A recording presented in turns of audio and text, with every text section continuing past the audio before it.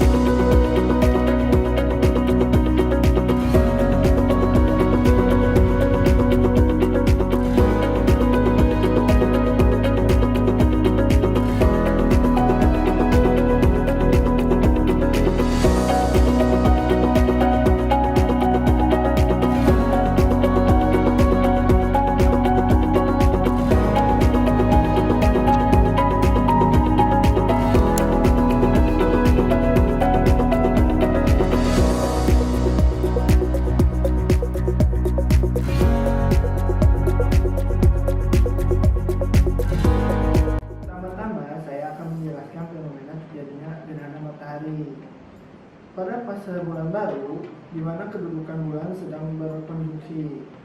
Pada saat itu matahari, bulan, dan bumi berada dalam satu garis lurus.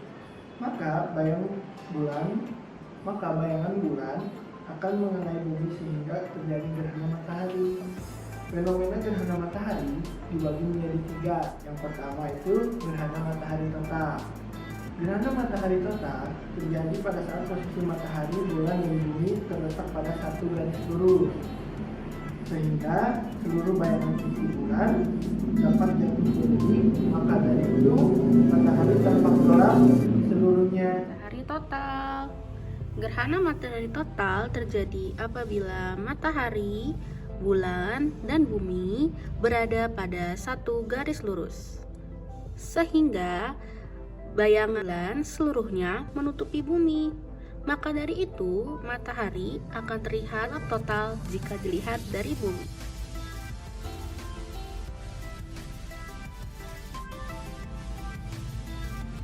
Gerhana matahari sebagian terjadi pada saat berada pada daerah bayangan penumbra, sehingga ada bagian matahari yang terlihat gelap dan terlihat normal. Gerhana matahari sebagian. Gerhana matahari sebagian terjadi apabila posisi matahari, bulan, dan bumi seperti video di atas. Terlihat bahwa bagian bulan terletak mendekati penumbra bumi, sehingga bayangan yang jatuh tidak seluruhnya menutupi permukaan bumi, melainkan hanya sebagian saja. Maka dari itu, jika matahari dilihat oleh manusia, tampak seperti sebagian matahari tertutupi oleh bayangan hitam dan sebagian lagi terlihat normal.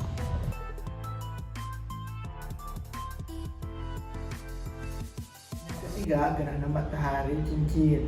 Gerhana matahari cincin terjadi pada saat jarak bulan mencapai titik terjauh dari bumi, sehingga kerucut bayang-bayang atau bayang-bayang inti atau umbra tidak sampai ke bumi. Permukaan bumi hanya dikenai oleh perpanjangan umbra, sehingga pengamat akan melihat matahari tampak sebagai cincin putih di sekitar bola hitam. Gerhana matahari cincin terjadi apabila posisi matahari, bulan, dan bumi terletak pada satu garis lurus.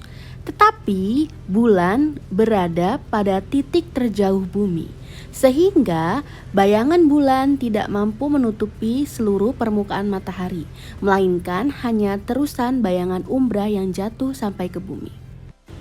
Sehingga matahari akan terlihat seperti cincin di bumi. Kemudian saya akan menjelaskan mengenai gerhana bulan. Fenomena gerhana bulan terjadi apabila posisi matahari, bumi, dan bulan terletak pada satu garis lurus.